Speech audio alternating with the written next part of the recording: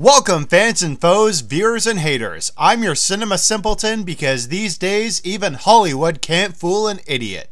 Well, we come to a close to our Pirates of the Caribbean marathon by taking a look at the third installment, At World's End, or as I like to call it, you'll be surprised at how much space your back has for stabbing. Look, I get that pirates are supposed to be these filthy scallywags with little to no honor. But there is so much betrayal going on in this movie that you could have had Benedict Arnold, Judas Iscariot, and that subtle politician from 300 put in the same movie and you would have had a better chance of understanding what they wanted. The motivations of these characters are either way too subtle or they're all over the place. With Jack Sparrow dead and the heart of Davy Jones in the possession of Lord Beckett, the pirates have no choice but to join up together.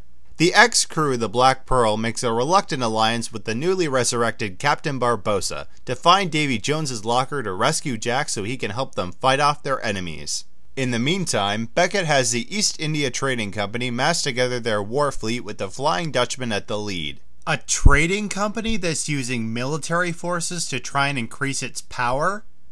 Now, where have I heard that before? Ah! Ah! Ah! Get it away! Ah! Ah! Ah! In the midst of their crisis emerges a new pirate called Captain Sao Feng, played by Chow Yun-fat. I really do enjoy the performances of Chow Yun-fat, but they really didn't have a lot of imagination with this guy. I mean, personality-wise, he's fine, but when it comes to story arc and other things, it's like they just gave up halfway through. Here's something with a little bit of spoilers in it, but it's nothing that major. Barbossa's story arc revolves around him trying to rally the pirates together in order to free the sea goddess Calypso. He wants to use her wrath against Beckett and the East India Trading Company. And Sao Feng believes that Elizabeth Swan is Calypso in her human form. Reel 'em in, boys! That's the biggest red herring you've caught in years! You don't have to be even a mediocre fan of the Pirates franchise to know that this doesn't work any way you look at it, yet Feng believes it anyway. But here's the little part that I have a problem with. Sao Feng is a frigging imbecile! Feng claims from the start that he doesn't believe in the legend of Calypso, but all Barbossa has to say is, I'm not lying, and he goes along with it. Imbecile! Feng says Elizabeth confirms the fact that she's Calypso because she doesn't recognize the name and doesn't know what he's talking about. Imbecile! Feng says that if Calypso doesn't help him after being released, he's willing to take her wrath right before friggin' kissing her by force. Imbecile! I've seen that Chow Yun-fat is a good actor, but there was so much more that they could have done with his role and they wasted it. And oh yeah, you get a lot of that in this movie. Some of these recurring characters practically just have long cameos as opposed to character arcs. You might as well have left them back in the second movie if you were just gonna give them that small of a part. That's something else I noticed about this film. Because Pirates 3 was released just about a year after Pirates 2, it meant that these two films had a lot of similarity in set design, lighting, and story. It's called Matrix Revolution Syndrome.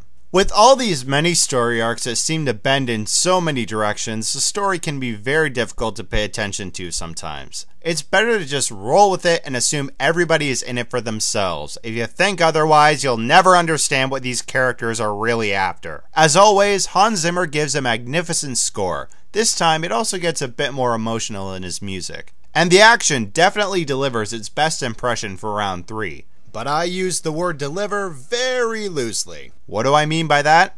Well, here's another tiny little spoiler for you. One of the things that the story and the advertisements implied was that instead of getting just one ship against another ship for the climactic battle, we were going to get an entire pirate fleet against the East India Trading Company fleet.